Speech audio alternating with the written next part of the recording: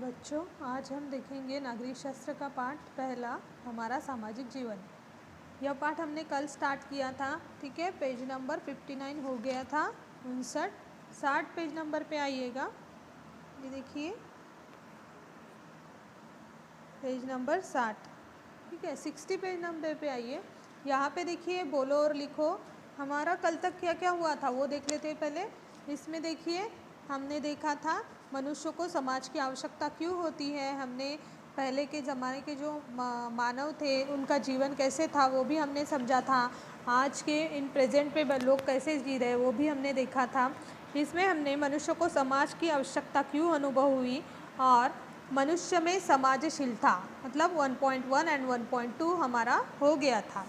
आज हम देखेंगे बोलो और लिखो। देखिए, जैसे चित्रकला की प्रतियोगिता में तुम्हें प्रथम पुरस्कार मिला है, उसे अपने पास रखोगे कि मित्रों सहेलियों को दिखाओगे।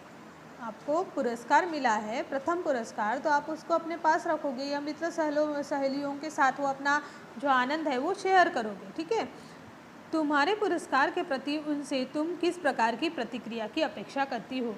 देखो, हमें बहुत ज़्यादा यश मिल गया या हमें अगर किसी की शाबाशी मिल गई तो हमें क्या लगता है कि बच्चों, हमारे जो फ्रेंड है उन्होंने भी हमें अभिनंदन बोलना चाहिए, कांग्रेट्स बोलना चाहिए, कांग्रेचुलेशन बोलना चाहिए हमें, क्योंकि गिफ्ट मिला है, हमें प्रथम पुरस्कार मिला है इसलिए। तो तुम्हारे पुरस्कार के प्रति आपको क्या अपेक्षा है अपने जो आपके जो सहयोगी हैं या आपके जो मित्र हैं उनसे, उनकी प्रतिक्रिया पाकर तुम्हें कैसे लगा। अगर आपको आपके घर पे पास अगर गणपति बैठा है, वहाँ पे चित्रकला का बैठा था पिछले साल और चित्रकला स्पर्धा का आयोजन किया था, उसमें आपको प्रथम पुरस्कार मिला, फिर बाद में आपको ट्रॉफी दी गई थी, सम्मान पत्र दिया गया था, तो आपने क्या महसूस किया। आपको खुशी हुई है ना। हमें खुशी होती है अगर हमें कुछ मिला तो, मतलब पुरस्कार मिला या प्रतियोगिता में हमारा नंबर आ गया, अव्वल आ गए हम तो आपकी प्रतिक्रिया क्या है ये आपको लिखना है, ठीक है। आप क्या महसूस करते हैं वो आपको लिखना है। सराहना करने पर बहुत अच्छा लगा, अच्छे चित्र बनाने की प्रेरणा मिली। अभी तुम्हारे मित्र या तुम्हारे सहयोगी या तुमसे बड़े जो हमारे घर में है, तो उन्होंने क्या किया कि अच्छे चित्र बनाने की उन्हें और आपको प्रेरणा दी है कि आप अच्छे अच्छे चित्र बनाओ। इसके लिए हम कलरिंग्स का पूरा बॉक्स जो है वो कलर पेंसिल्स हैं, जो कलर्स रहते हैं, पेंट्स रहते हैं, वो आपको अगर ला के दिए हैं तो ठीक है, ये आपके लिए प्रेरणा है ना। और चित्रकला की बड़ी सी कॉपी ला कर दी, तो तुम्हें और क्या लगा, तो इस बारे में आपको लिखना है, ठीक है।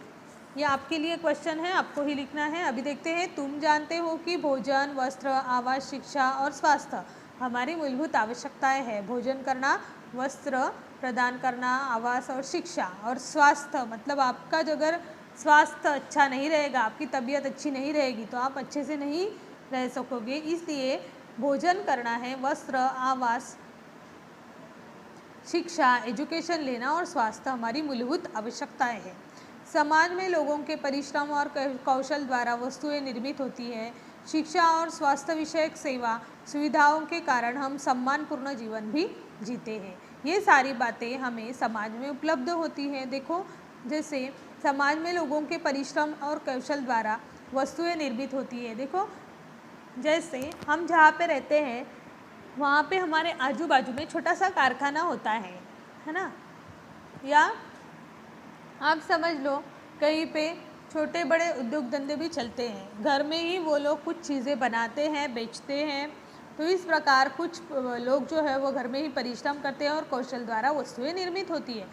शिक्षा और स्वास्थ्य विषयक सेवा सुविधाओं के कारण हम सम्मानपूर्ण जीवन जीते हैं। अगर आपने अच्छी शिक्षा ली, पढ़ाई की, एजुकेशन लिया और स्वास्थ्य विषयक सेवा सुविधाएं अगर आपको अच्छी मिली है, उसके कारण हम सम्मानपूर्ण जीवन जो है वे व्यतीत कर सकते हैं। ये सारी बातें हमें समाज से ही उपलब्ध होती है, क्योंकि हम समाज का एक अविभाज्य घटक है, समाज में हम रहते हैं। तो ये सब जो बातें हैं या ये सब जो चीज़ें हैं ये आपको समाज से ही मिलेगी।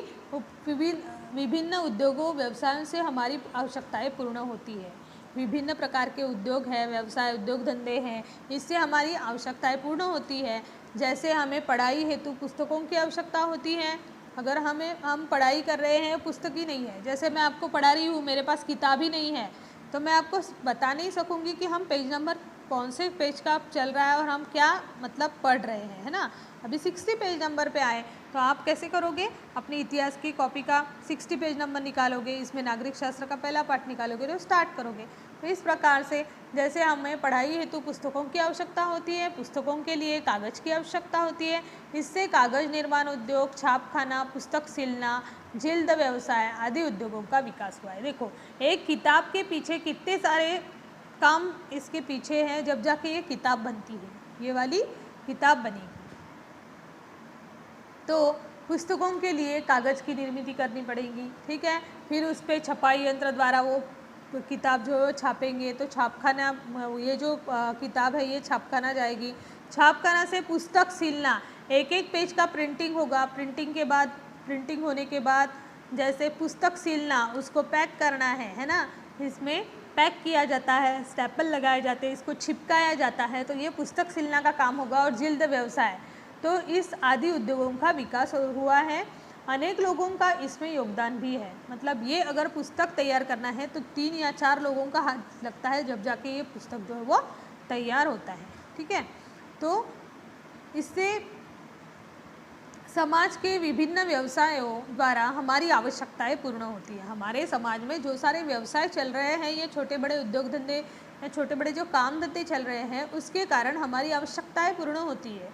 इससे द्वारा हमारी क्षमताओं और कौशलों का विकास होता है। इसके द्वारा क्या होता है कि हमारी जो क्षमताएं हैं, हमें जो गुण है, तो उसकी क्षमताएं और कौशल, हमारे अंदर जो कौशल्य है कुछ चीज़ें करने की, है ना, तो वो उसका विकास होते हुए रहता है। समाज में मूलभूत आवश्यकताएं उनकी पूर्ति होती है। समाज की जो मूलभूत आवश्यकताएं हैं उनकी पूर्ति होती हुई नजर आती है। समाज की सुरक्षा, सराहना, प्रशंसा, सहयोग आदि घटकों के लिए हम सभी एक दूसरे पर निर्भर रहते हैं। देखो, समाज में जो मूलभूत आवश्यकताएं हैं उनकी पूर्ति होती हुई नजर आती है। समाज की सुरक्षा, सराहना या प्रशंसा या सहयोग होना आदि घटकों के लिए हम सभी एक दूसरे पर निर्भर रहते हैं। अगर हम समाज में रह रहे हैं और बहुत सारे एजुकेटेड लोग ये समाज में हैं,